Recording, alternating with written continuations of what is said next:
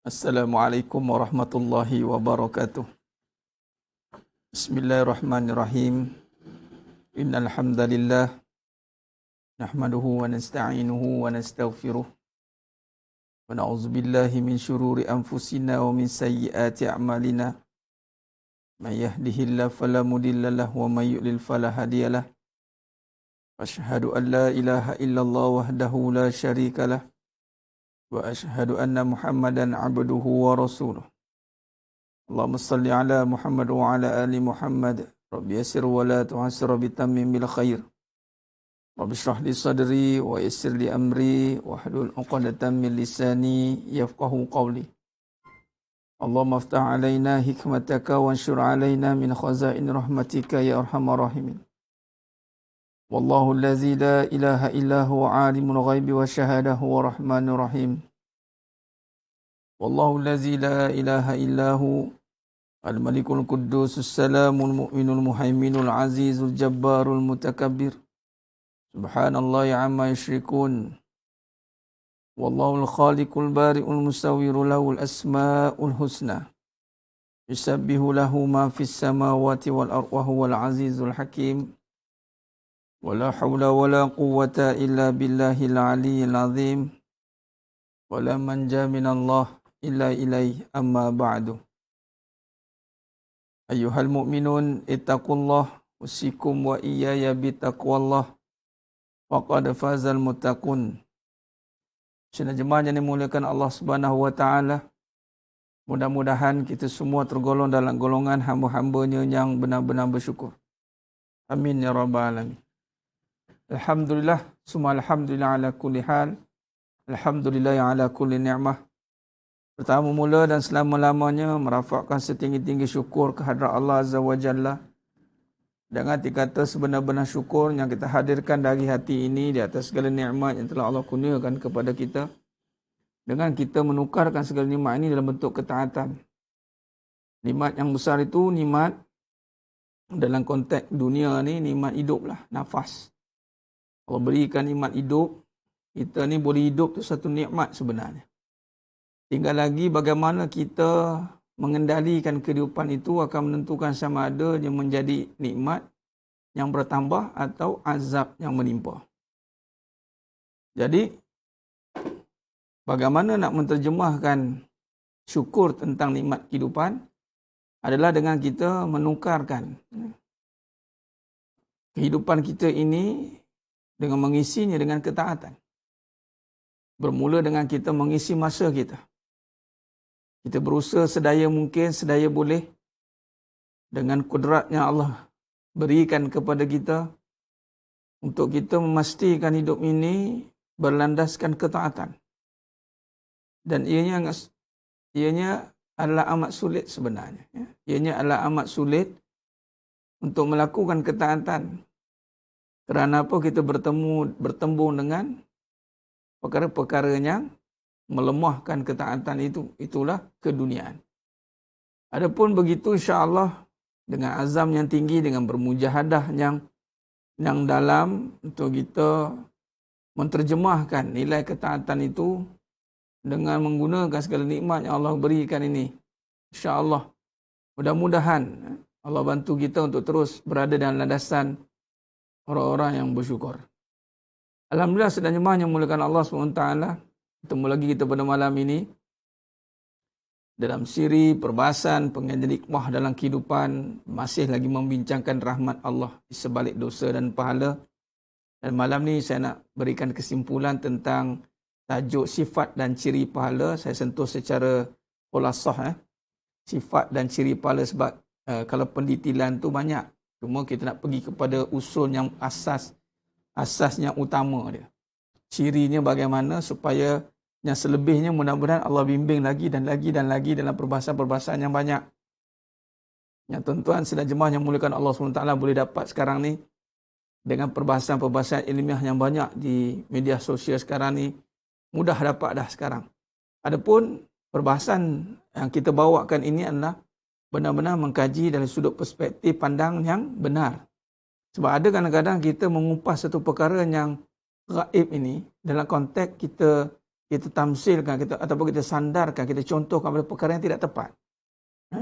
Malah sehingga kadang-kadang dosa dan pahala itu dipandang sepi. Mana tak tepat lah tu. Jadi kita nak sampai kita nampak pahala sehingga menutup segala habuan dunia. Sepatutnya gitu. Kita nak bahaskan tentang pahala ni sehingga kita nampak ganjaran yang utama itu adalah ganjaran Allah. Menutup segala habuan dunia. Ni kita nak. Yang kita nampak kesengsaraan disebabkan dosa. Bukan lagi kesusahan disebabkan dunia. Ni. Hala 7 kita membincangkan dosa pahala kena jelas. Mukadimah dulu.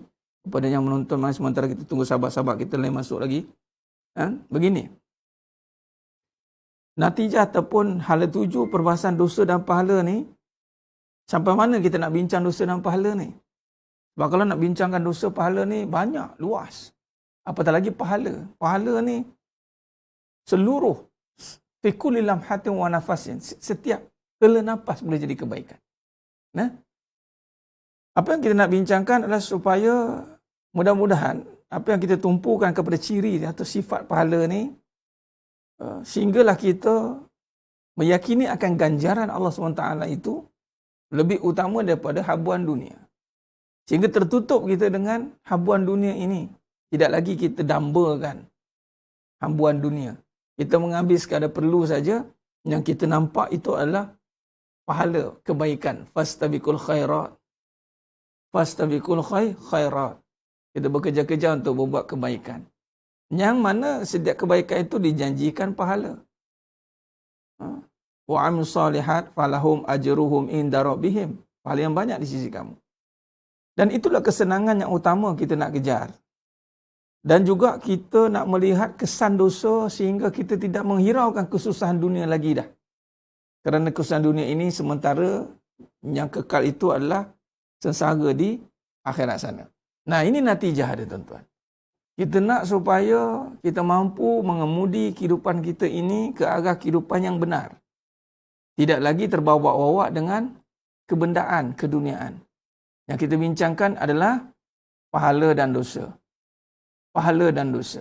Bagaimana keadaan seseorang yang mabuk dengan cinta dunia, dengan dunia ni, asasib bercerita tentang benda, harta. Benda, harta.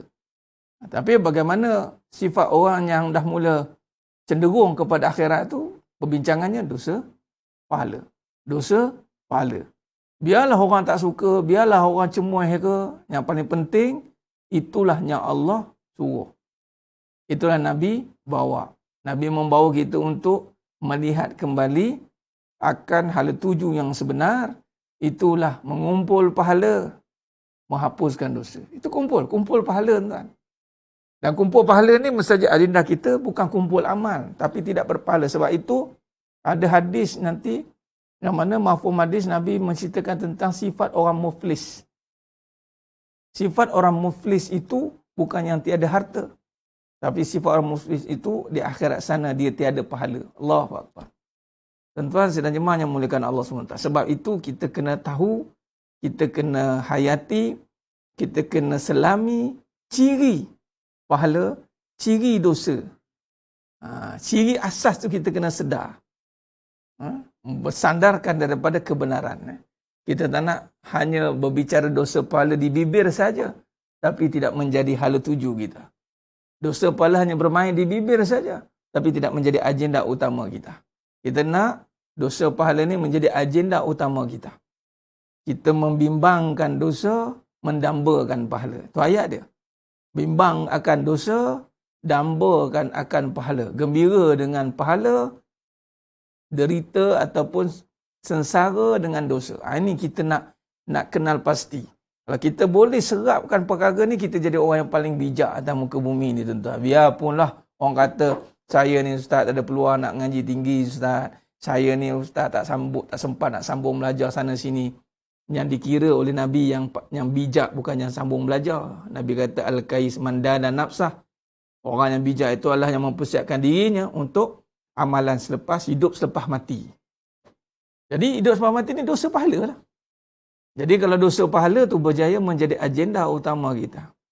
Mendambakan pahala, gembira dengan pahala, derita dan sengsara dengan dosa, kalau ini berjaya diserapkan dalam hidup kita, diserapkan kepada ahli keluarga kita, kita jadi orang yang paling bijak atas muka bumi ni.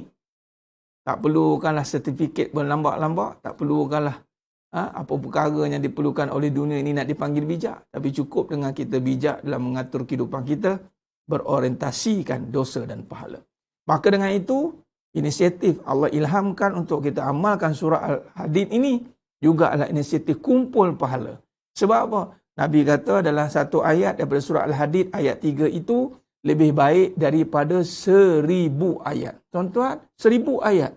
Satu huruf dalam Al-Quran kata Nabi, pahalanya alifun harfun, lamun harfun, mimun harfun.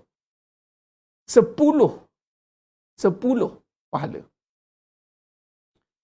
Bayangkan 10 tu starting from. Bayangkan 1000 ayat. Berapa huruf? Kira sendiri tuan-tuan. 1000 ayat. Berapa huruf ada? Kira sendiri lah. Jadi, sebab itu, jika benar pembawaan kita, betul niat kita kerana Allah, sebab itu kesan daripada bacaan Quran ni, anda akan nampak lihat pada kehidupan.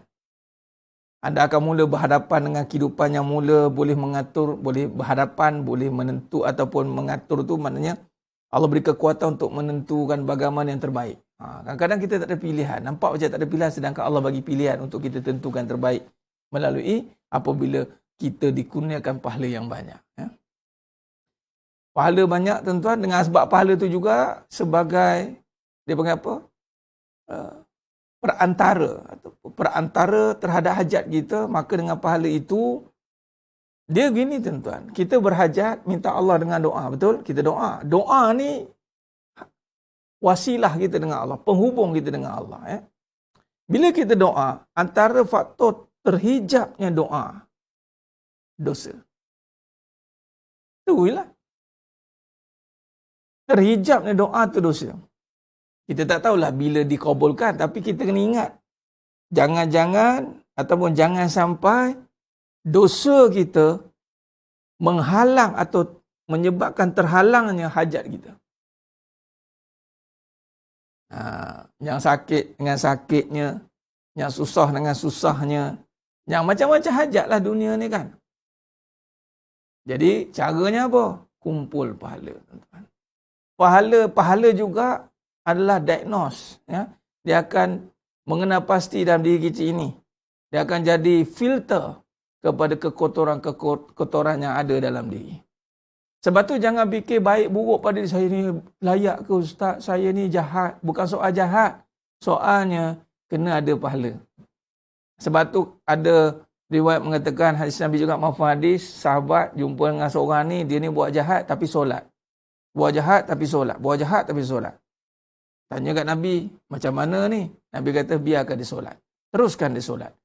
Lama-lama solat dia itu menjadi penyebab meninggalkan kejahatan.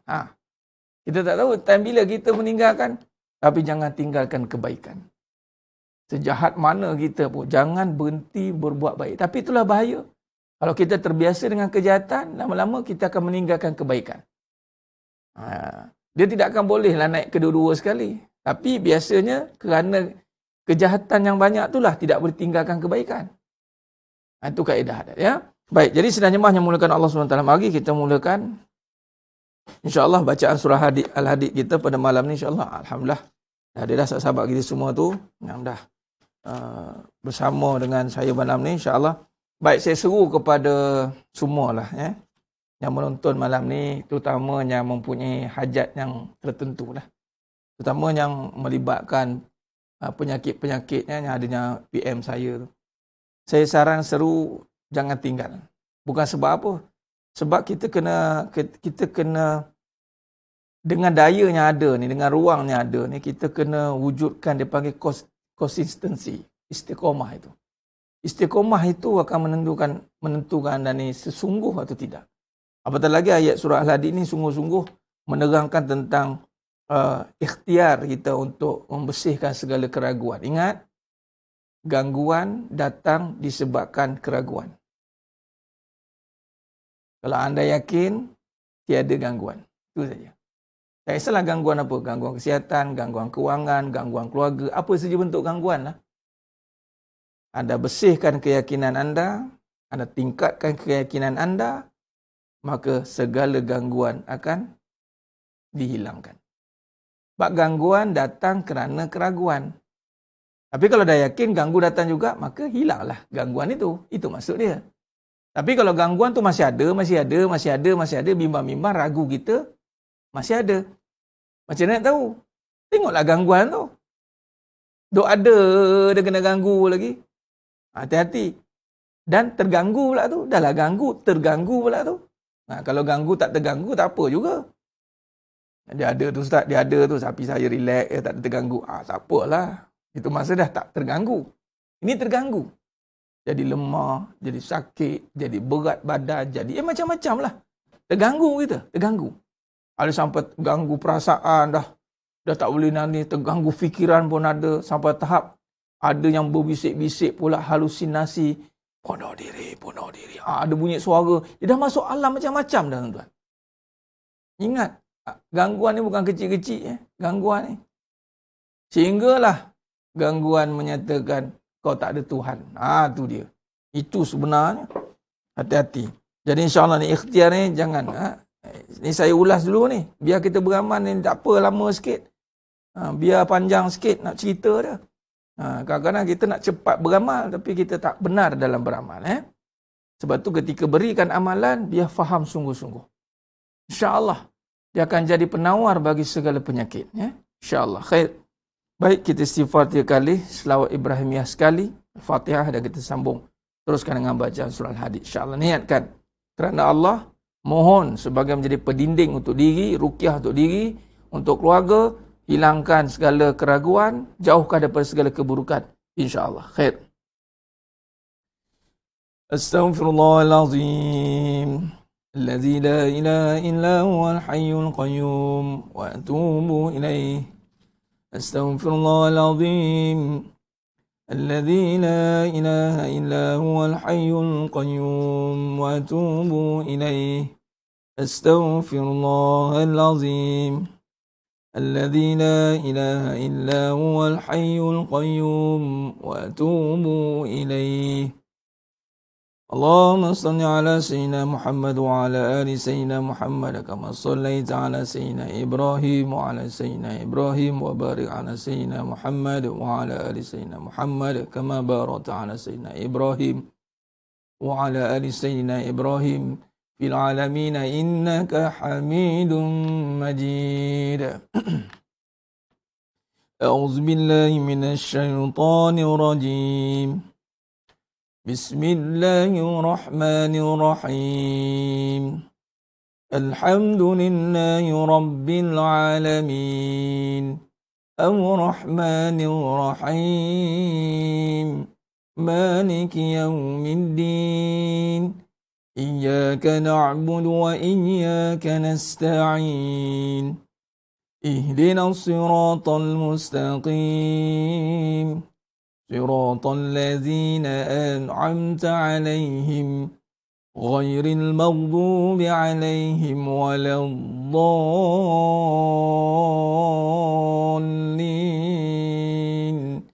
آمين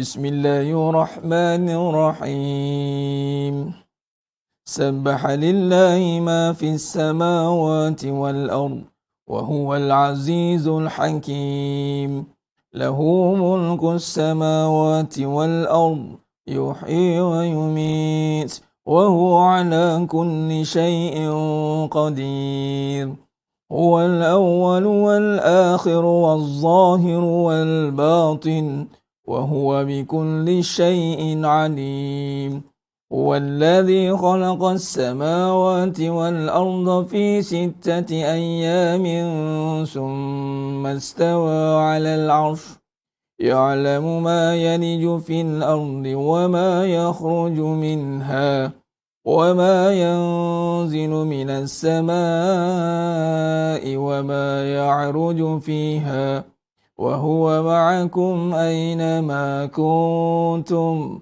والله بما تعملون بصير له ملك السماوات والأرض وإلى الله ترجع الأمور يولج الليل في النهار ويولج النهار في الليل وهو عليم بذات الصدور آمنوا بالله ورسوله وأنفقوا مما جعلكم مستخلفين فيه فالذين آمنوا منكم وأنفقوا لهم أجر كبير وما لكم لا تؤمنون بالله والرسول يدعوكم لتؤمنوا بربكم وقد أخذ ميثاقكم إن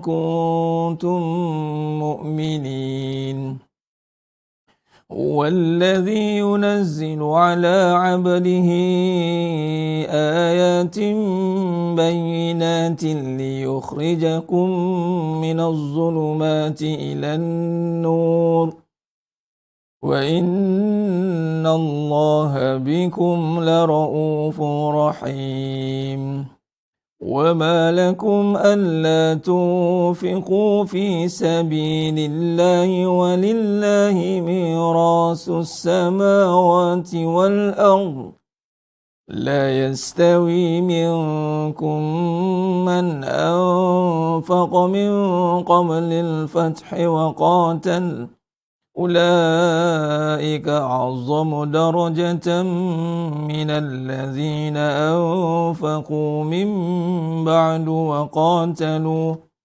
وكلا وعد الله الحسنى والله بما تعملون خبير من ذا الذي يقرض الله قرضا حسنا فيضاعفه له وله أجر كريم يوم ترى المؤمنين والمؤمنات يسعى نورهم بين أيديهم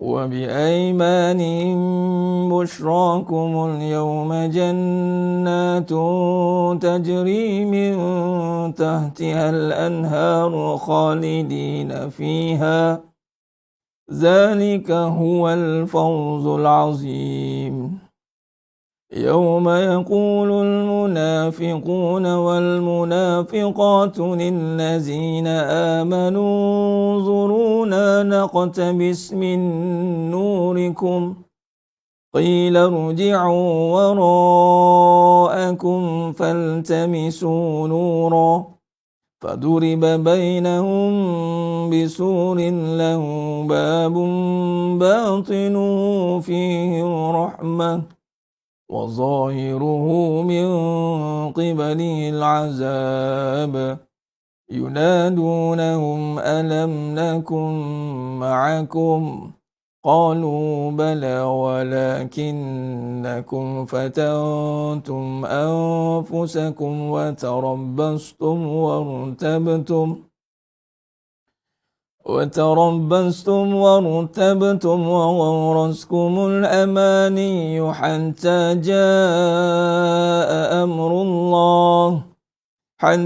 جاء أمر الله وغركم بالله الغرور فاليوم لا يؤخذ منكم فدية ولا من الذين كفروا مأواكم النار هي مولاكم وبئس المصير ألم يأن للذين آمنوا أن تخشع قلوبهم لذكر الله وما نزل من الحق ولا يكونوا كالذين أوتوا الكتاب من قبل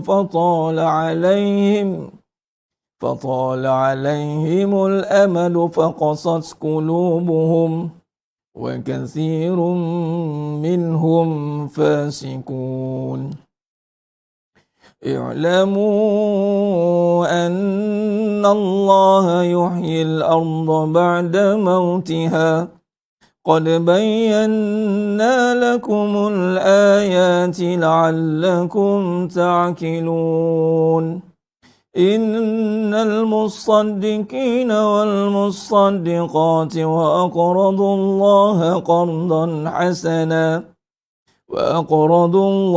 قرضا حسنا يضاعف لهم ولهم أجر كريم والذين آمنوا بالله ورسله أولئك هم الصديقون والشهداء عند ربهم لهم أجرهم ونورهم والذين كفروا وكذبوا بآياتنا أولئك أصحاب الجحيم اعلموا أنما الحياة الدنيا لعب ولهو وزينة وتفاخر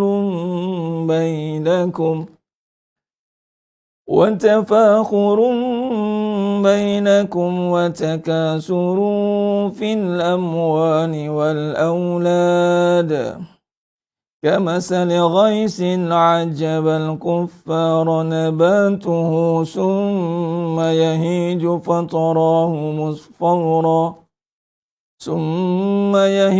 فتراه مصفرا ثم يكون حطاما وفي الآخرة عذاب شديد ومغفرة من الله ورضوان وما الحياة الدنيا إلا متاع الغرور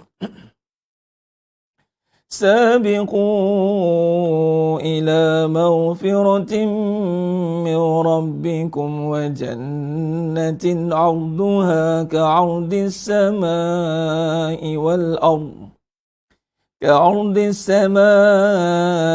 والأرض أعدت للذين آمنوا بالله ورسله ذلك فضل الله يؤتيه من يشاء والله ذو الفضل العظيم ما أصاب من مصيبة في الأرض ولا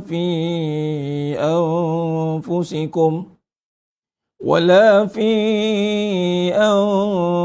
أنفسكم إلا في كتاب من قبل أن نبرأها إن ذلك على الله يسير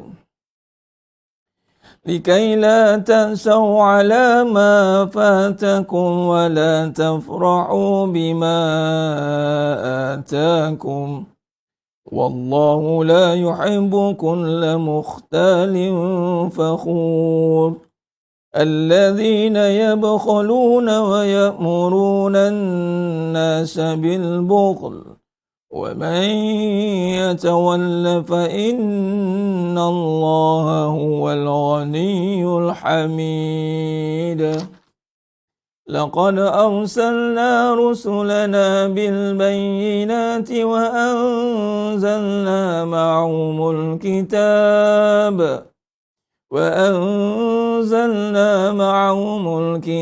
والميزان ليقوم الناس بالقسط وأنزلنا الحديد فيه بأس شديد ومنافع للناس وليعلم الله من ينصره ورسله بالغيب إن الله قوي عزيز وَلَقَدْ أَرْسَلْنَا نُوحًا وَإِبْرَاهِيمَ وَجَعَلْنَا فِي ذُرِّيَّتِهِمَا النُّبُوَّةَ وَالْكِتَابَ فَمِنْهُمْ مُهْتَدٍ وَكَثِيرٌ مِّنْهُمْ فَاسِقُونَ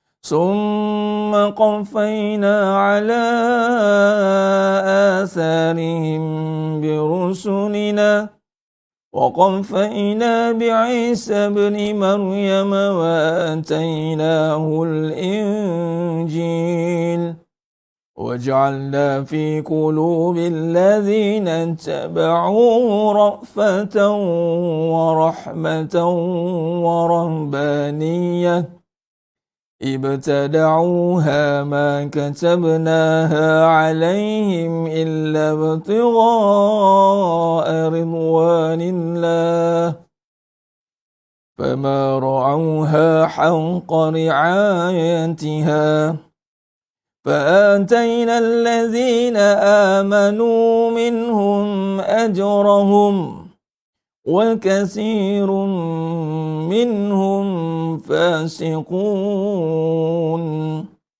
يا أيها الذين آمنوا اتقوا الله وآمنوا برسوله يؤتكم كفلين من رحمته ويجعل لكم نورا تمشون به ويغفر لكم والله غفور رحيم لئلا يعلم أهل الكتاب ألا يقدرون على شيء من فضل الله وأن الفضل بيد الله يؤتيه من يشاء والله ذو الفضل العظيم صدق الله العظيم. Alhamdulillah, Alhamdulillah. Sedang jemaah yang muliakan Allah SWT, selesai sudah bacaan surah Al-Hadid sebentar tadi. Mudah-mudahan menjadi asbab atas hajat kita, permohonan kita tadi untuk menjadikan surah ini sebagai pendinding. Allah jadikan pendinding bagi diri kita yang mana ada hal-hal yang berjangkit, hal-hal yang berkait, yang berjangkit dengan gangguan-gangguan ni. Ini salah satu ikhtiar. Sebab tu jangan skip. Dia setiap malam ada. Dia kena berkali-kali. Dia tak boleh sekali. Dia kena berkali-kali. Apabila sudah sampai pun, ataupun maksudnya, apabila sudah sebati pun, maka kena pula sentiasa menjaganya pula, agar tidak berhenti. Begitulah rotation amalan sepatutnya. Sebab tu amalan ni bukan dikira yang banyak. Amalan ni dikiranya istiqamah. Sebab kalau kira yang banyak, kita tak tahu yang mana kita boleh istiqamah. Lepas tu Nabi bagi kata kunci.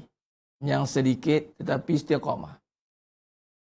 Yang sedikit tapi istiqamah. Contoh pengajian. Ya sedikit. Dia bukan ambil masa lama pun. Kalau anda ada 4 pengajian, 5 pengajian. Itu pun bagi-bagi masa setengah jam. Bukannya ambil masa seluruhnya pun.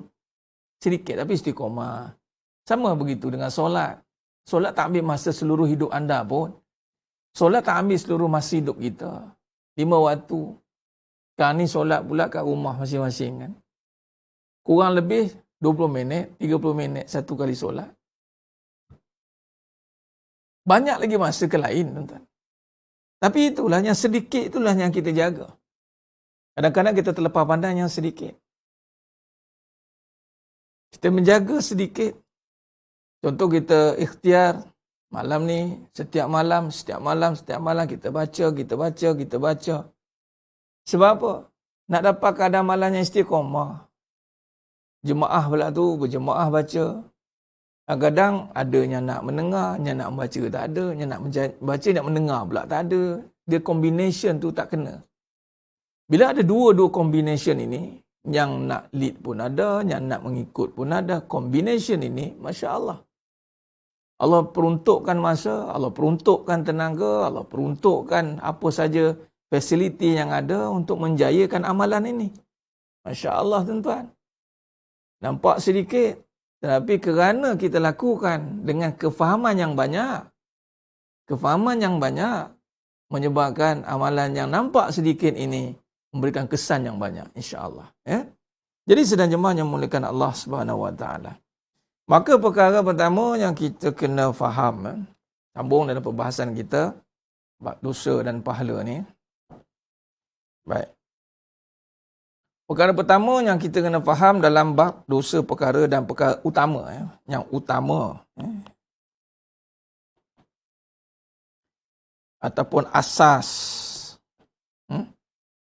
dalam hal berkaitan dengan dosa dan pahala ini,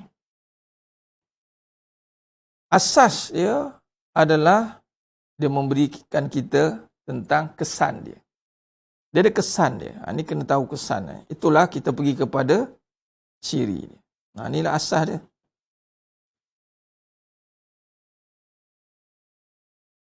Berbicara soal pahala ni tentang kebaikan yang banyak. Kebaikan. Kalau kita nak listkan satu-satu kebaikan, Masya Allah banyak. Tapi kalau kita faham kesan kebaikan tu apa, jelas. Sama dengan dosa. Dosa ni, apa saja bentuk larangan, dia akan jadi dosa.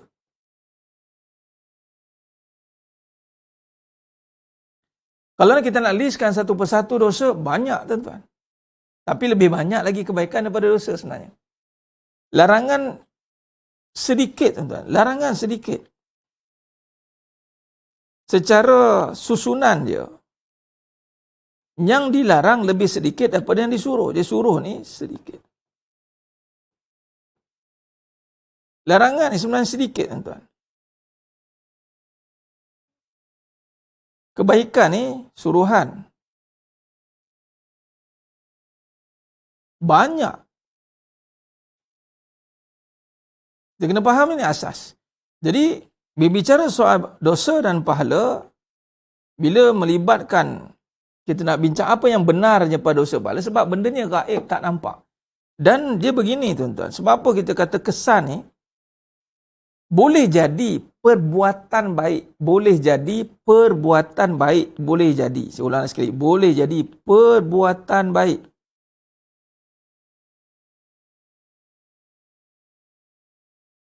Tetapi dosa. Dah cantik dah perbuatan. Sebab tu kita tidak boleh tengok pada rupa bentuk semata-mata. Sebab tu kita kena tengok kesan perbuatan baik tu apa. Nah, nampak ni. Ini asas utama perbahasan dosa pahala. Kalau berbicara soal perbuatan baik, semua orang boleh bicara soal perbuatan baik. Tapi kesan dari perbuatan baik dia itu, dia dapat apa? Ini yang kita kena tekankan. Dipanggil natijah. Kesan tu natijah. Nah, ini asas ni tuan-tuan. Kalau kata aku dah buat baik macam-macam dah. Kalau si orang isteri boleh komen macam-macam. Macam-macam kebaikan saya buat kat abang. Si suami pula, macam-macam kebaikan aku buat kat kamu katanya. Tetapi kesan dia apa? Jangan kita sampai satu ketika tu tuan-tuan. Ada orang tanpa segan silu mengatakan, saya jadi susah sebab tolong orang. Macam ini statement pun ada tuan-tuan. Saya jadi serik tolong orang ni sebab tu saya susah.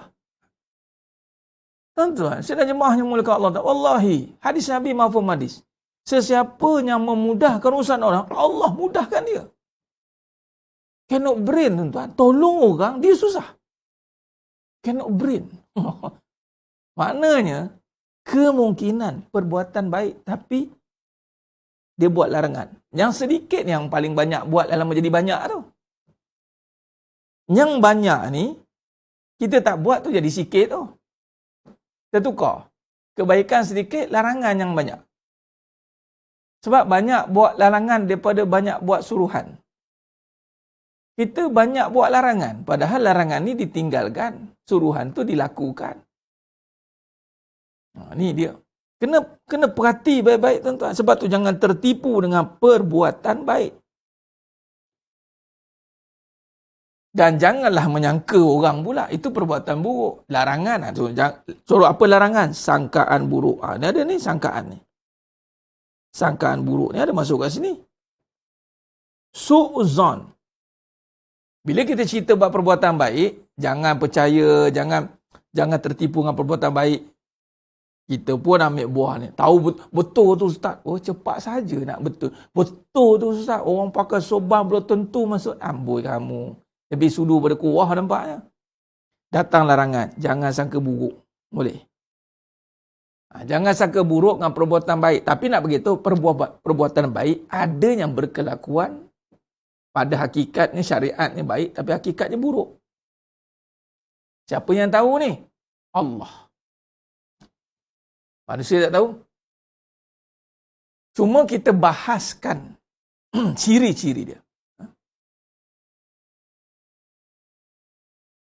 Dia bintu atar dia begini. Dia boleh tak kita sebelum kita nak bicara apa hukum orang tak solat, apa hukum suami jahat, apa hukum sebenarnya. Bila cerita dosa pahala, boleh tak ambil spotlight tu bubuh kat kita dulu. Tanya soalan ustaz, apa cerita kalau saya tak solat? Kan senang sikit nak jawabnya. Boleh. Ini nama tasawuf. Ini tak berani nak mengaji bab ni sebenarnya. Sebab ni kena ke aku balik. Aku tanya orang, kena ke aku balik. Ustaz, saya kena ke aku. Aku tak tahan aku dengar ni. Pergilah cari yang lain. Apa hukum suami tak solat? Hukum haram katanya. Ni suami yang tidak bertanggungjawab. Suami macam ni, suami yang tidak akan mendapat isteri solehah. Wahai para suami, dengar ni. Macam mana kamu? Oh, melirik-lirik cerita pasal suami. Kalau suami tu ada, senang kita bubuh kat sini. Kalau dia pun tak ada, buat apa nak cerita dia? Faham? Ada satu keadaan tu, buat cerita rumah tangga ni. Kadang-kadang kita duk mengadu pasal rumah tangga. Orang tu mana? Suami saya, mana suami tu? Datang sini mai. Bagi bubuh duduk sekali. Tu dia. Boleh kita. Jangan. Dalam bab pengajian tauhid dan tasawuf ni, dia kena refer balik kepada diri. Jangan bubuh dosa pahala terbayang-bayang dosa orang. Bayang. Nak pula, betul lah munafik pun dia ni. Ya Allah. Suluh ke orang. Jangan tuan-tuan. Jangan sesekali bila berbicara soal perangai contoh. Ciri-ciri orang munafik. Mula kita cari orang.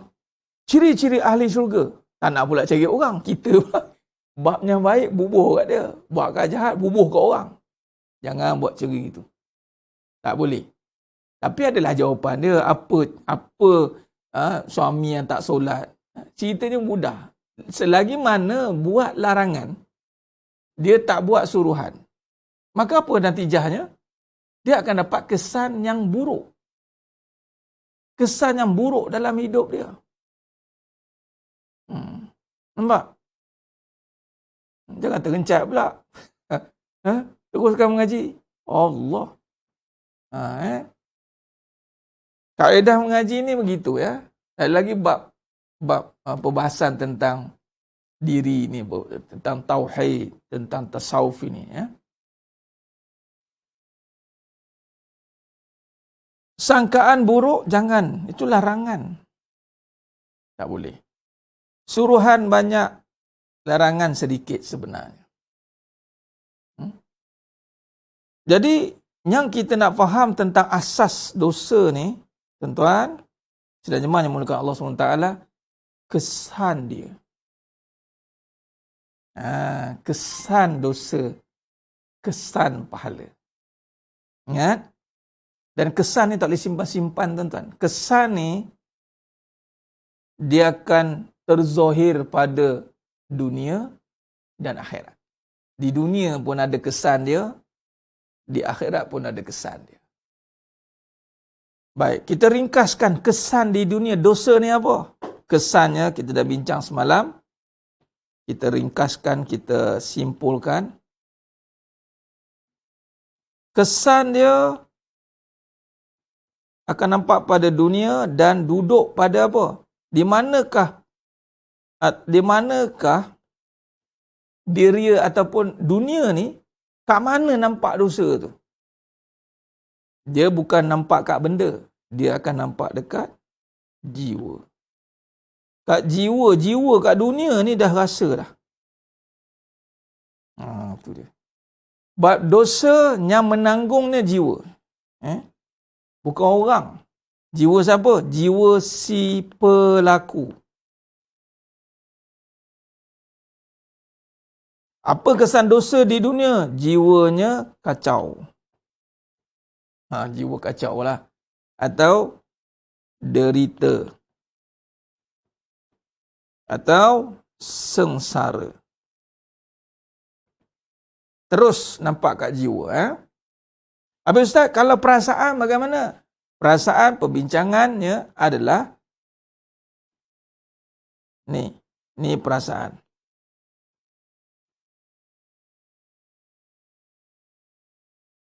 Perasaan ni adalah emosi, nafsu. Baik, orang yang jiwa kacau, dia buat dosa sebenarnya kat jiwa dah terasa dah. Tapi perasaan ini boleh menutup jiwa yang kacau tadi. Apa dia? Keseronokan. Perasaan ni dia akan duduk pada keadaan kebendaan. Tuan-tuan boleh ikutkan ni, ikut pelan-pelan insya-Allah.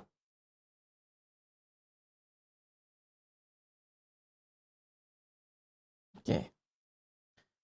Boleh jadi jiwanya sedang sengsara, sedang derita, tapi dia tak tahu. Dia tak tahu itu dosa. Maka keadaan cover, apa dia, seronok. Keadaan seronok.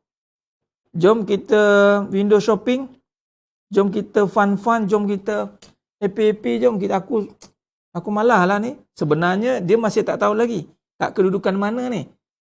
Jiwa ke, perasaan ke, tapi dia tutup dia terus. Aku malah lah pening-pening ni. Maka dia pergi seronok. Seronok-seronok ini boleh jadi dia menutup keadaan diri dia. Boleh jadilah. Bertambah parah lagi keseronokan itu mengundang lagi dosa, maka bertimpa-timpalah dosa yang ada. Fi qulubihim marad. Dalam hati dia ada penyakit dah. Fi qulubihim maradun fazadahumullahu marada. Al-Baqarah ayat 10. Ini belajar kesan ni tuan. Sebab tu hati-hati. Bila kita sedang berada dalam jiwa yang resah, gelisah, hati-hati jangan sampai kita berpaling mencari keadaan yang menyenangkan. Kita cari lagi, maksudnya dia berpaling daripada ni jiwa resah ni. Dia sebenarnya dah rasa dah. Tapi tak apa, aku tak mau dia menafikan keresahan itu, sepatutnya kena kembali kepada Allah. Apa dia? Taubat. Contoh dosa kan. Kita cerita tentang apa ni? Kesan dosa di dunia, si pelaku akan merasakan itu.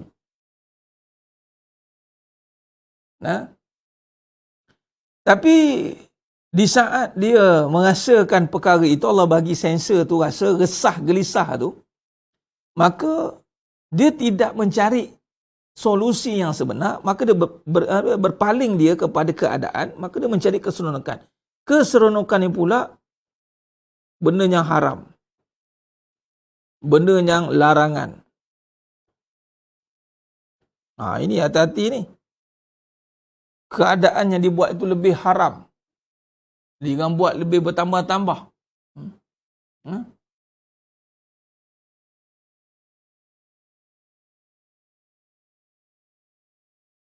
Tuan Muhammad Faiz Haziq, kan saya bagi tahu, bila kita makin baca, kemudian ada kesan-kesan, itu adalah pembersihan.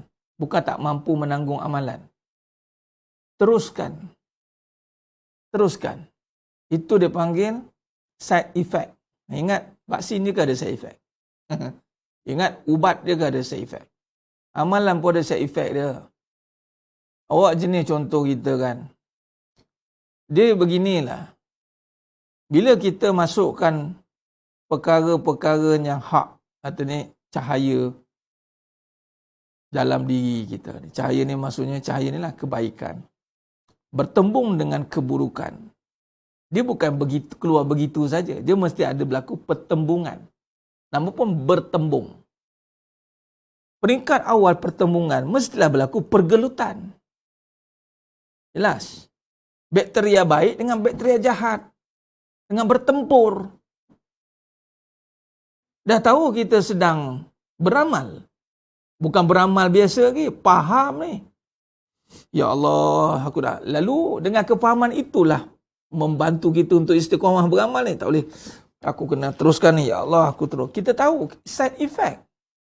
Okay, lama-lama kita baca sebab pelik. Tidak boleh kita membaca suatu perkara yang baik. Contoh Al-Quran. Tiba-tiba kita lemah. Kita sakit. Ampun Ustaz. Maknanya something wrong lah. Itu je lah. Patutnya baca tu wajilat qulubuhum makin kuat. Baca makin kuat. Ya Allah. Makin, itu maknanya dah sihat. Bila dah sihat, ubat tadi tu, dia dah tak jadi, orang panggil antidot lah. Dia jadi lagi vitamin, lagi kuat. Nah, dia bertambah-tambah lagi kekuatan dia. Sebab itu, hebat Allah Subhanahu Wa Taala menyusun strategi, menyusun kita ni dengan orang kata apa, ruqyah ataupun syifa, penyembuh daripada Al-Quran ini. Tuan-tuan, ayat yang sama, dia boleh jadi, dia macam air lah tuan-tuan, dia boleh jadi perkara yang memedihkan. Ayat yang sama, dia boleh jadi perkara yang indahnya, sedapnya. Ayat yang sama. Nampak? Hebat Allah Ta'ala. Dia tak perlu guna ayat lain. Contoh, ada orang, dia ada gangguan tuan-tuan. Bila ada gangguan, bukan kata apa, kita baca sikit, a'udzubillah dah, wow, keluar dah mengamuk lah. Baru. Kita tak ada gangguan, dah okey ni, a'udzubillahi minasyaitanirrajim. Siap berlagu lagi baca. Seronok baca, seronok ni. Ingat, lawan kepada dosa tu apa? Pahala. Apa ciri pahala? Jiwa jadi tenang.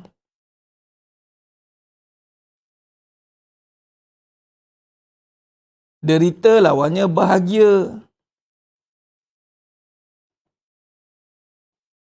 Dia tangkap kat jiwa dulu tuan-tuan. Dia akan tangkap kat jiwa dulu. Lepas tu kesan dia kat mana? Dekat badan. Bila jiwa kita mula down dengan macam-macam perkara yang melalaikan, dia akan pergi efek kat badan tuan-tuan. Hati-hati.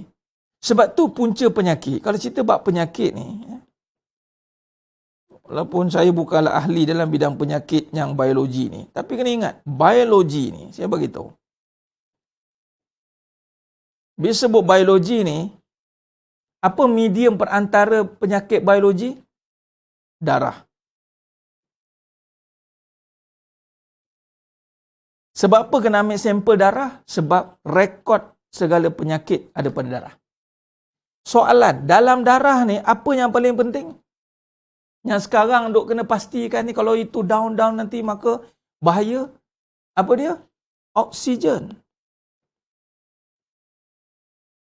Baik, oksigen ni cerita tentang apa? Nafas. Soalan, penyakit boleh masuk dalam dua jalan. Jalan nafas atau jalan darah. Jalan darah ni menyebabkan diambil oleh pemakanan, makanan.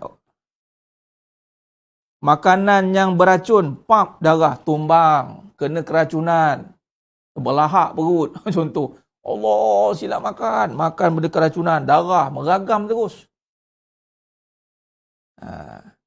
Dia akan efek, semua akan pergi dekat darah juga. Ni. Tapi kalau bab napas ni, kalau tak jagalah dia dengan keyakinan, apa napas ni? Napas ni ada dua unsur. Yang membawa kepada penyakit itu keraguan.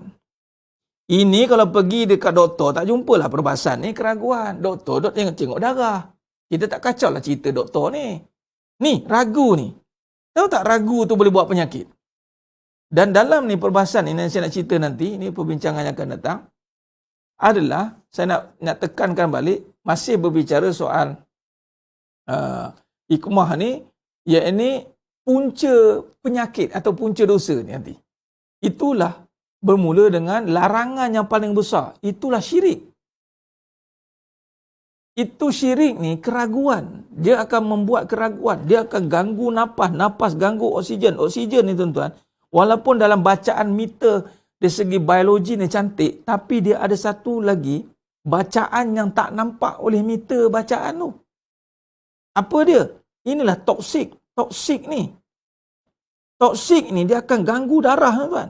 Sebab tu Nabi dah warning, syaitan masuk melalui darah. Syaitan jalan ikut darah, tuan. Memanglah tak ada alat cek syaitan. Oh, ada syaitan dalam darah kamu ni kata. Ini ada syaitan ni. Tapi syaitan memang duduk dekat keraguan. Keraguan masuk dekat nafas. Kita fikir macam mana dia boleh menyelam dalam nafas tu. Macam menyelam dalam darah. Rupa kita kaji tengok, oh bukan menyelam dalam darah. Dalam nafas tu, tuan. Bila ada keraguan, mula badan jadi lemah. Jadi, ya Allah, apa ni? Ya Allah. Pertama tak apalah, kita selesaikan masalah biologi tu. Pergilah buat semua treatment. Pergilah cek. Tapi kalau dah semua dah jaga, jadi give up, lemah juga. Maknanya apa? Nafas problem. Tapi kalau nak mudah, jaga nafas terus. Automatik darah okey. Sebab tu, mana-mana ada yang gangguan pada darah ni tuan-tuan, dia akan suruh betulkan nafas. Dia bagi ubat penenang. Sebab itulah mana-mana ada sel kanser ke apa, duduk dah dalam darah. Tapi punca ni dari mana? Pemakanan pun boleh. Adakah permakanan saja? Tidak. Pernafasan. Hal-hal yang dia jadikan sebagai tekanan, gangguan, keraguan. Jadi, gangguan pernafasan itu tidak stabil dan menyebabkan berlakunya ketidakseimbangan dalam pernafasan. Dah macam doktor lah pula cakap malam ni kan. Tapi begitulah dia, tuan-tuan. Dan lebih parah, dosa, tuan-tuan. Dosa ni bersifat nafas. Saya nak beritahu, tuan-tuan. Nafas ni, siapa boleh kata time buat dosa dia tenang? Bagi tahu. Dah biasa tu tak mau cerita lah. Dah biasa dah. Tenang betul lah buat dosa ni. Dah biasa. First time buat dosa. Kita tanya anak-anak kita contoh. First time katalah tengok cerita lucah. Berombak nafas dia. Tak tahan lah kata. Tak tahan lah. Berombak nafas dia.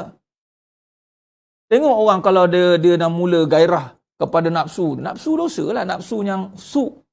Dia katalah contoh minta abang cerita. Katalah kes pencabulan. Tengok dengan efek dia nafas dia. Dengan tak selesa. Dengan dia hilang kontrol pernafasan dia. Semua tak stabil. Tonton tengok orang kena rasuk macam mana.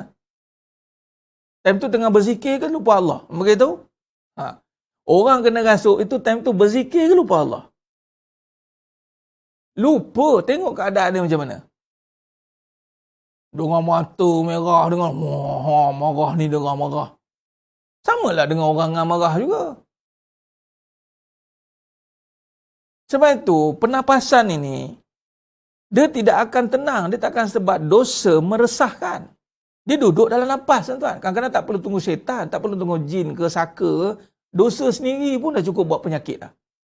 Sebab tu dosa boleh mengundang penyakit badan juga. Sebab itu orang dulu-dulu, tuan-tuan, kadang-kadang dia makan taklah biar.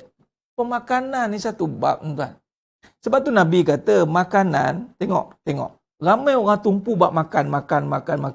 Nabi tumpukan bab berkat pada makanan. Tetap Nabi tumpukan pahala, tuan-tuan. Bismillah. Anda nak makan apa pun dah, katalah pemakanan sunnah. Anda tak baca bismillah, tak jadi sunnah, punah terus. Sebab sunnah yang besar bismillah. Bab makan. Anda makan sunnah, bismillah tak ada, punah. Baik minum air kosong baca bismillah. Minum air kosong, bismillah. Bismillahirrahmanirrahim. Sambung sikit. Habis minum, alhamdulillah. Jadi sunnah. Ini pemakanan sunnah. Minum-minum, tak ikut sunnah. Bismillah pun tak pada. Itu je. Jadi marah ni anda mengundang penyakit. Sebab itu orang kata marah ni akhirnya jadi sakit jantung. Nampak?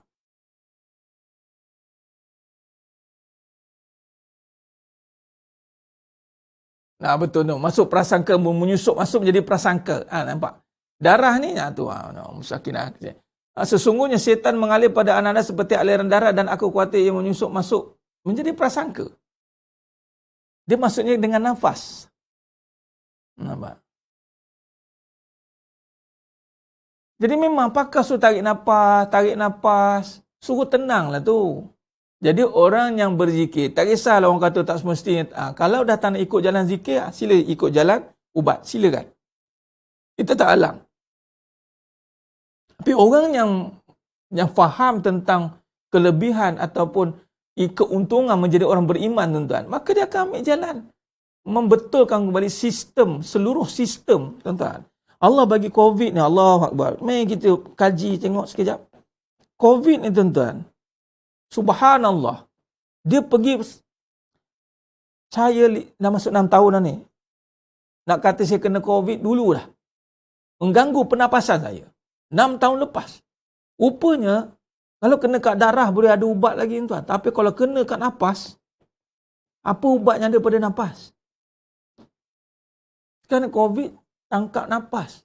Nafas ganggu seluruh sistem.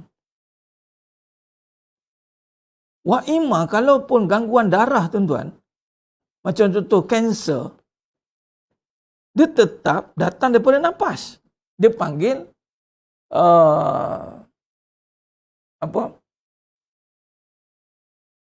bendasing dalam pernafasan tu. Dia jadi chemical. Benda yang kimia dalam pernafasan dia tidak cantik. Sebab saya bercerita tentang kes, saya pernah berhadapan dengan kes yang memang dia merawat dekat Beacon Hospital, tuan. Saya bercakap, saya pergi, kos rawatan 1 juta, tuan. 1 juta kat Beacon Hospital. Saya pergi, patient tu sakit dan ayah dia panggil saya pergi. Seorang VIP lah pergi, kawan tak kawan lah kenal. Memang doktor sendiri cakap, ubat tu hanya boleh stopkan kanser pada darah. Tapi membunuh sel tak ada. Sel terhidup dalam nafas. Macam mana? Dia boleh slowkan darah tu, dia bunuh dalam darah. Ni, satu drip yang saya faham tu 30,000. Sekali drip 30,000. Tuan. Satu drip tu masuk. 30,000. Kos 1 juta, tuan. Masa saya dipanggil tu, bapak dia panggil, Ustaz tolong datang sekejap. Kenapa tu? Saya cakap, anak saya ni, doktor kata 3 hari lagi. 3 hari lagi. Saya cakap, panggil saya lagi, buat apa saya? Tapi kita tak apalah rakyat kan. Cuma saya cakap, saya tak explain lah. Kita ni macam ni. Pada darah ni kanser. Pada nafas kita masih ada lagi peluang. Boleh tak kita pergi pada kaedah pernafasan? Dia terima. Okey, macam mana tu Ustaz? Ajar. Cakap, pertama kita letakkan zikir. Saya cakap, darah kita dah habis buku lah. Ada satu lagi yang kalau boleh supply pada darah ni, iaitu oksigen yang datang dengan nafas yang elok. Alhamdulillah tuan, dia 3 hari, 1 tahun lah dia bagi. Allah bagi. Boleh lah 1 tahun. Okey.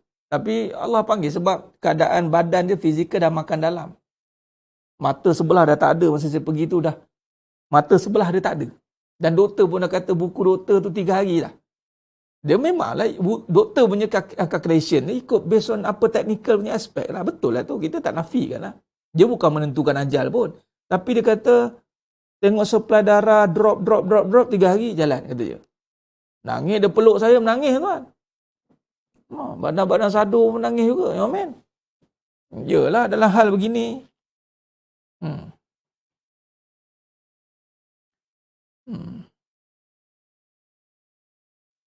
Umuyum itu maksudnya nafas. Itu tak kisahlah merukuk ke apa ke. Saya nak bagi tahu je bila nafas punya isu, jangan buat main. Nafas punya isu itu jangan buat main.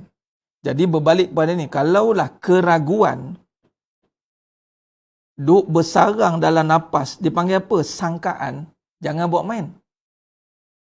Sebab tu membenteras keraguan ini benda yang wajib. Benteras kebatilan dipanggil. Kebatilan. Bab pernafasan ni macam-macam lah cerita pula. Bab rokok lah, bab apalah cerita lah semua tu. Tapi saya nak kaitkan isu pernafasan bukan isu main-main. Betul. Kalau doktor boleh serius sebab pernafasan, doktor boleh serius bab darah, kalau bab COVID ni serius sebab dia melibatkan pernafasan dan melibatkan kematian. Tuan-tuan, keraguan melibatkan kematian juga. Mati apa? Mati kepercayaan, putus harapan. Kalau tidak selesaikan, dia akan hilang kepercayaan kepada Allah. Hilang kepercayaan kepada Allah itu adalah tamat riwayat hidup seseorang itu. Sebab tu Allah marah, Allah tidak suka orang putus asa. Niat bagi tahu. Jadi berbalik kepada perbincangan kita tadi. Jadi maknanya kesan dia akan pergi tangkap pada jiwa dosa ni. Dan hati-hati dengan keadaan dan kebendaan. Dia boleh menyebabkan si pelaku tadi boleh menutup kesengsaraan itu. Kadang-kadang kita ni, itulah Nabi kata dan Allah pun kata dalam surah Al-Hadid, ayat 20 tadi, وَمَا الْحَيَاةُ الدُّنْيَا إِلَّا مَتَاعُ الْغُرُورِ. Kerana dunia ni keseronokan yang menipu. Sebab apa menipu? Dia begini. Sebenarnya buat dosa ni, dia punya kesan on the spot.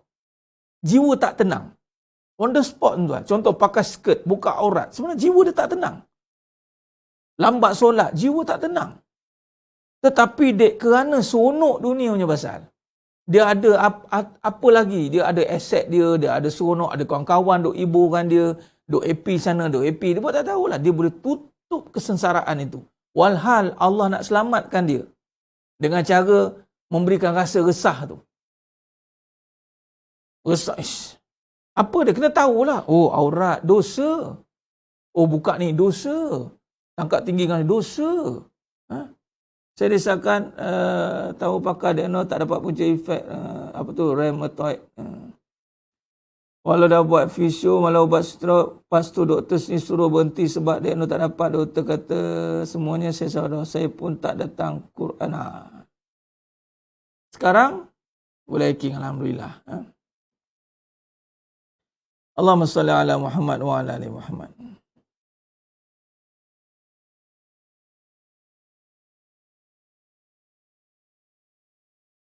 Bila kata jiwa kita, si pelaku dia sengsara, kacau, derita. Cuma kita ni tak berani nak katakan ni dosa ni.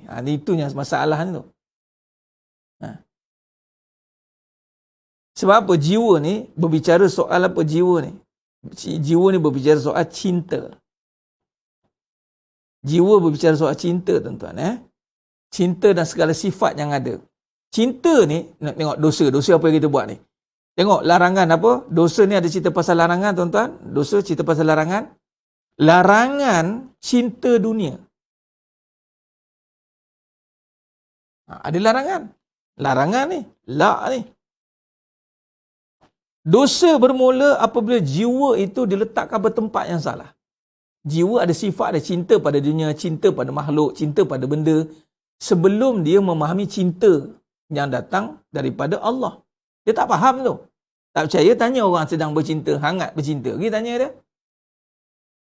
Bila start bercinta ni? Yelah start bercinta ni, malu nak cakap lah. Start jumpa jejah lah. Jejah pula bila start bercinta. Yalah baliman. Di situlah bermula berputiknya cinta. Kalau tidak kerana dia, saya tak kenal erti cinta. Allah cinta lah. Kadang tu, dia panggil jiwang-jiwang tu. Jiwang karat dia panggil. Dia punya jiwang karat keluar semua. Sebab apa? Ni, cinta sudah dibutakan oleh dunia. Tu panggil cinta buta. Cinta buta tu, cinta telah dibutakan oleh dunia.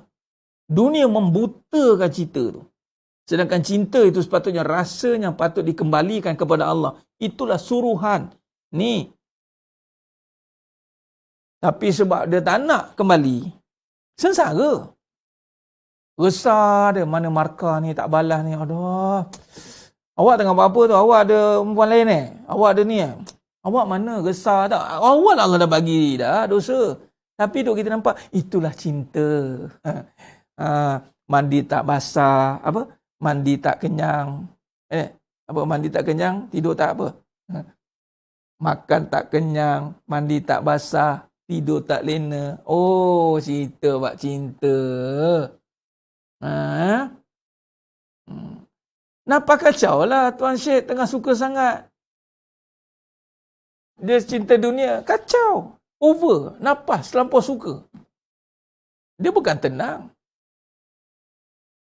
Bukan tenang, napas dia, relax dia. Nampak? Jadi, bila jiwa si pelaku itu yang Allah berikan sifat dari awalnya tidak diletakkan pada yang hak, maka tiada dia larangan yang dia jelaskan, maka dia letak pada dunia. Pada kesan dia sengsara, tuan-tuan. Sengsara. Allah, hai. Orang duk nampak, itulah cinta. Itulah cinta. Oh lah. Bila dah kahwin, lantak. Okey, tak ke mana-mana pergi.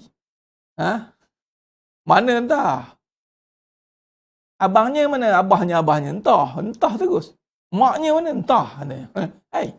Dulu tak sabar-sabar nak tunggu. Mana ni? Debar-debar saja. Sesak nafas. Ketar-ketar saja. Ini yang berlaku. Jadi sedang jemaah yang mulakan Allah SWT. Tenang itu bukan menang, Puan Saudah. Tenang itu adalah Allah. Tenang itu ala bizikrillahi tatma'innul qulub.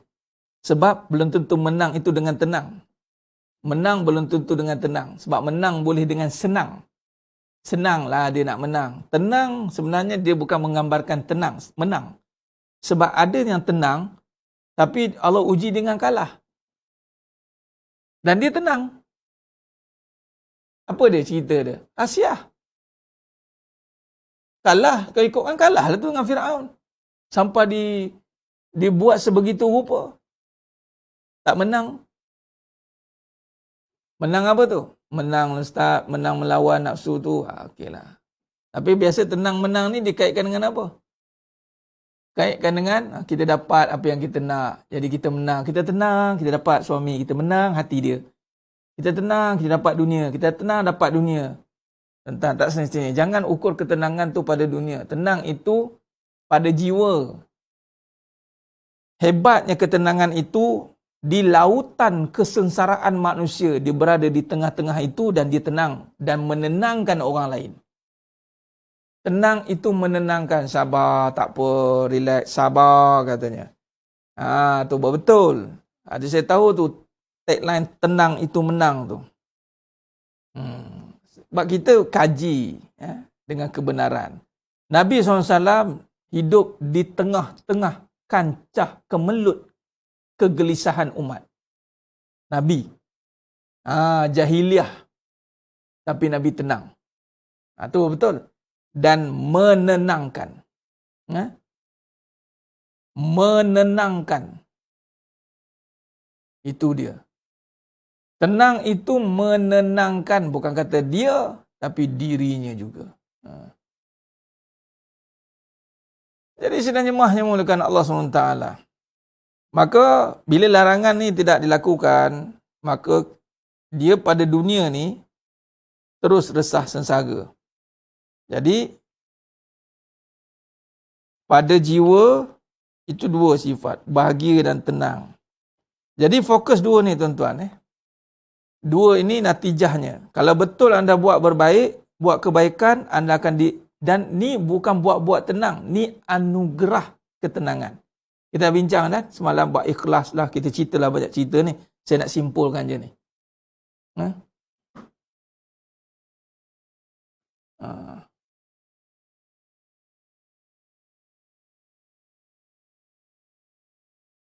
Lebih baik bercinta dengan Allah daripada bercinta dengan makhluk. Bercinta dengan Allah, mencintai apa yang Allah punya. Habis cinta. Jangan buat dua statement. Cinta dengan Allah lebih baik daripada cinta dengan makhluk. Asal sengsara dah ke? Tak ayat sengsara tu. Malas saya nak cinta dengan makhluk ni. Kecewa saya. Tu sengsara. Tak jemaah. Saya mencintai Allah. Lalu saya cinta kepada Allah. Ini ayat dia. Saya cinta kepada Allah. Lalu saya mencintai apa yang milik Allah. Betul.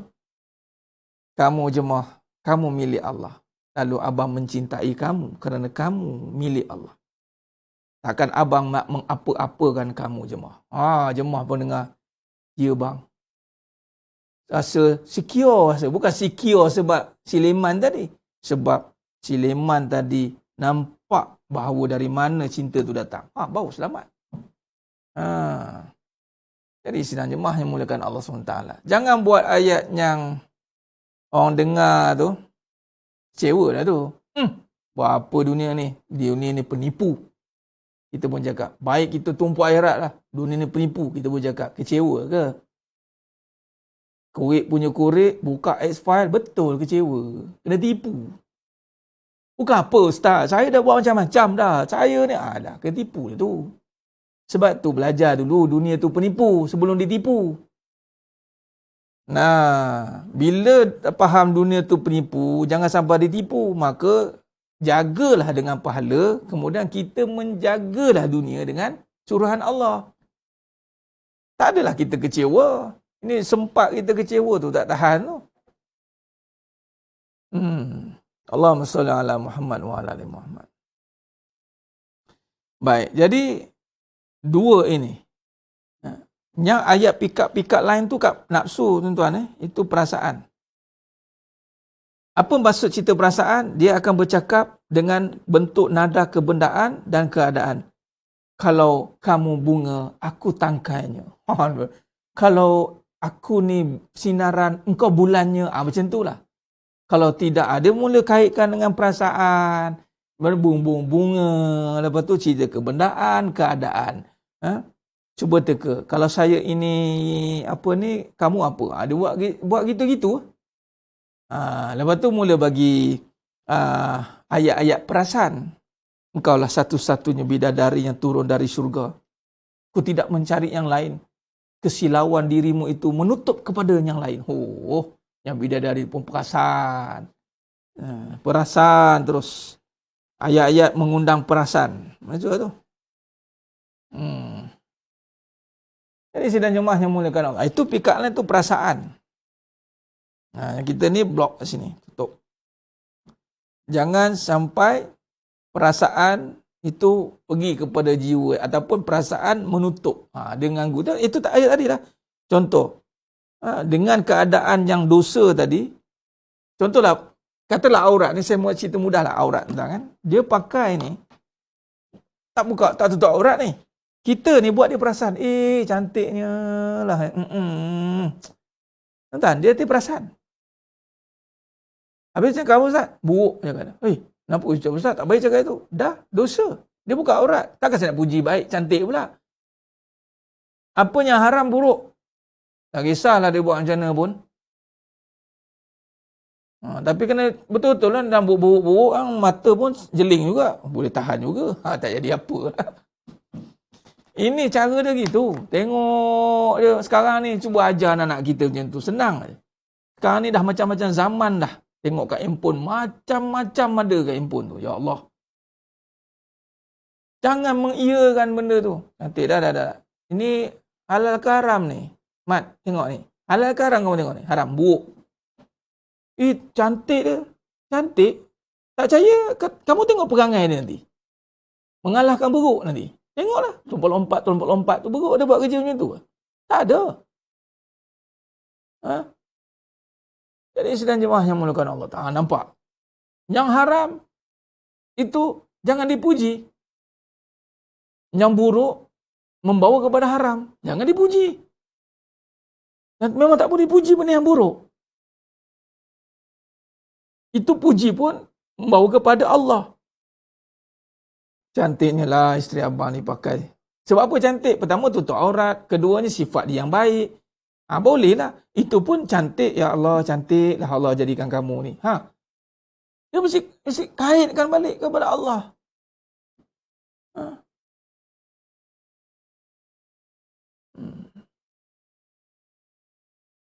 Allahumma salli ala Muhammad wa ala ali Muhammad. Khair. Jadi, sidang jemaah yang memerlukan Allah SWT, begitulah kesimpulan yang kita boleh buat tentang sifat atau ciri dosa. Ingat perasaan itu dia boleh berubah-ubah keadaan dia. Dia boleh suka, duka, ikut keadaan. Tapi tuan-tuan, jiwa ni dia dah tak main keadaan dah. Contohnya, walaupun kadang-kadang sampai satu tahap, keadaan keliling dia dah seronok, tapi bila jiwa ni dah terlampau berat dengan dosa tu, dia tetap tidak menghargai keadaan sekeliling tu. Ni dia maksud dia. Mungkin perbahasan ni agak sukar bila kita nak implement dalam konteks contoh ya.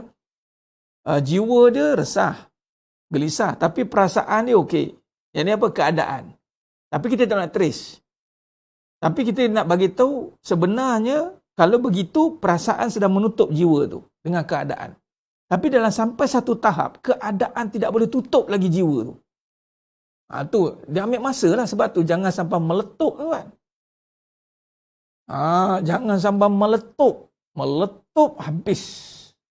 Jiwa secara kacau. Lepas datang ujian. Bila ni keluar ni? Ujian. Allah. Sekarang boleh tutup lah. Ini kita cerita ni sebab tu hati-hati. Jangan bermain-main dengan dosa. Jangan bermain dengan api. Sekali dia membakar habis. Itu maksud dia.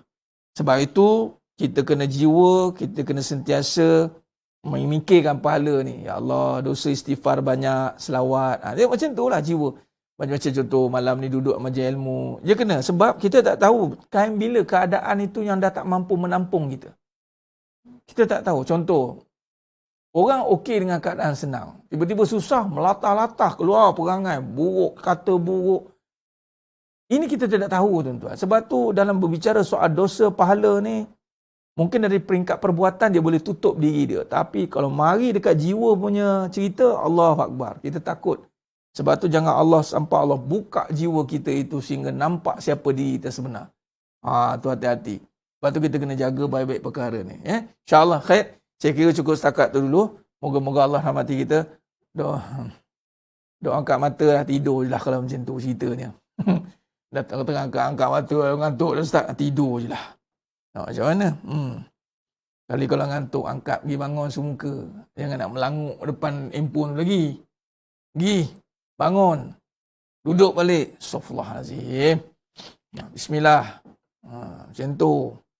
Kalau tengok benda-benda yang suka tu, beliak mata. Kalau tengok apa? 8.8. Apa tu? Shopee. Tak pedih pula mata tu. Cek satu-satu. Compare harga pula tu. Ni murah sikit. Tak ngantuk pun. Keluar duit tu.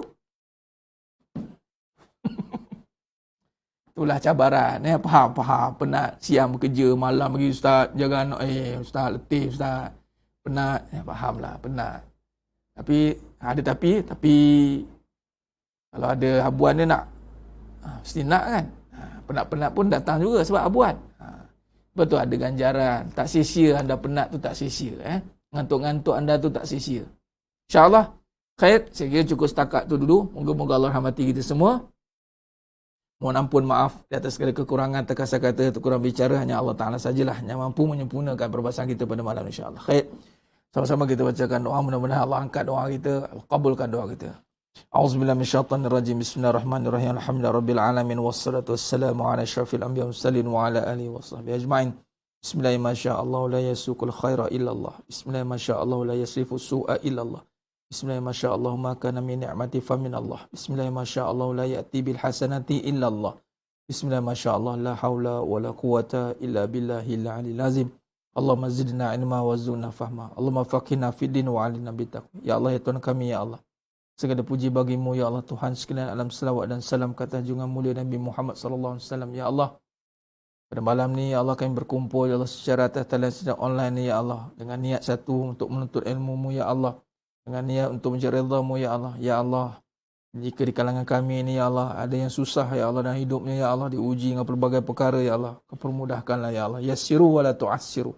Permudahkanlah, janganlah Kau susahkan ya Allah. Ya Allah Tuhan kami, ya Allah di kalangan kami ini ada yang sakit, ya Allah. Bertahun-tahun diuji sakit, ya Allah. Pertama, ya Allah, berikan kekuatan iman pada dia, ya Allah. Jangan sampai dia putus asa, ya Allah. Ya Allah, perkenalkanlah dengan sifat-Mu yang maha menyembuhkan, ya Allah. Sembuhkanlah apa sahaja penyakit yang ada pada kami ini, ya Allah. Terutamanya penyakit hati, ya Allah. Bersihkan hati kami pada segala perkara-perkara yang boleh merosakkan keyakinan kami, ya Allah. Ya Allah Tuhan kami, ya Allah. Bantu kami ya Allah untuk istiqomah pada setiap malam ya Allah, untuk kami menuntut ilmu-Mu ya Allah, untuk tunduk kepada ketaatan-Mu ya Allah. Bantu kami ya Allah. Ya Allah Tuhan kami ya Allah, jika di kalangan kami ini ada diuji dengan kesempitan rezeki ya Allah, Kau lapangkanlah asbab sebagai penuntut ilmu ya Allah. Dengan janji yang telah Kau titipkan melalui kalam kekasih-Mu Nabi SAW yang menjamin bahawa barang siapa yang sebagai penuntut ilmu, Kau menjamin rezeki mereka ya Allah. Maka kau jamillah rezeki mereka semua malam ni yang menuntun malam ni. Habiskan masanya, habiskan tenaganya, habiskan hartanya untukmu ya Allah. Maka kau gantikanlah dengan sebaik-baiknya ya Allah. Ya Allah, ya Tuhan kami, ya Allah, perkenankanlah segala hajat kami, ya Allah. Kabulkan segala permintaan kami di saat kami perlukan pada bila-bila masa, ya Allah. Rabbana atina fid dunya hasanah wa fil akhirati hasanah wa qina azabannar. Wa sallallahu ala Muhammad wa ala alihi wasallam. Walhamdulillahi rabbil alamin. Aku qouli hadza wa astaghfirullah azim li wa lakum wa bila taufiq wal hidayah. Wassalamualaikum warahmatullahi wabarakatuh. Kita tangguh dengan tasbih kafarah dan suratul asr. Subhanakallahumma wa bihamdik, asyhadu an la ilaha illa anta, astaghfiruka wa atubu. Bismillahirrahmanirrahim. Wal 'asr innal insana fi khusr illa alladziina aamanu wa 'amilus shalihaat wa tawassaw bil haqqi wa tawassaw bis sabr. Wallahu a'lam bissawab. Takbir. Allahu akbar.